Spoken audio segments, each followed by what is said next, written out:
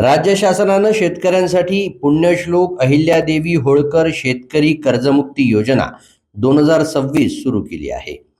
योजनेचा लाभ घेण्यासाठी पात्र शेतकऱ्यांनी आधार ई-केवायसी करणं अनिवार्य आहे. ही प्रक्रिया राज्यातील आपले सरकार सेवा केंद्रामार्फत करण्यात येणार असून शेतकऱ्यांना आता आधार ई-केवायसी करता कोणतंही शुल्क द्यावं लागणार नाही. ही सेवा आता संपूर्णपणे मोफत करण्यात आली आहे. ई-केवायसी सेवेसाठी संबंधित केंद्र चालकांना स्वतंत्रपणे सेवा शुल्क अदा करण्याची तरतूद करण्यात आली आहे.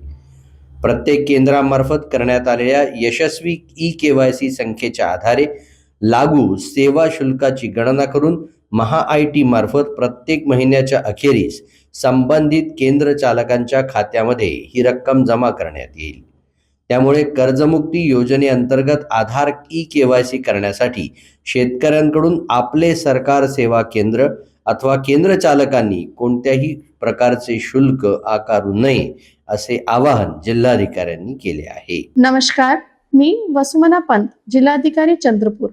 आपणास आवाहन करते की केंद्र शासन आणि राज्य शासन यांचे संयुक्त विद्यमानेने प्रधानमंत्री पीक विमा योजना आपल्या जिल्ह्यात IFFCO Tokyo general insurance company limited ही अंमलबजावणी करत आहे.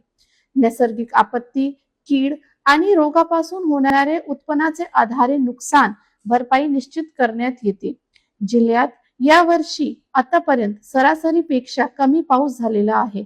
पुढे पावसात खंड पडल्यास किंवा कमी पाऊस झाल्यास पिकाचे उत्पादन कमी होण्याची संभावना आहे. अशी परिस्थितीमध्ये शेतकरी बांधवांनी जर पीक विमा योजनेतून सहभाग होऊन पीक संरक्षित करणे आवश्यक आहे. या योजनेत सहभाग घेण्याची अंतिम मुदत 31 जुलै आहे.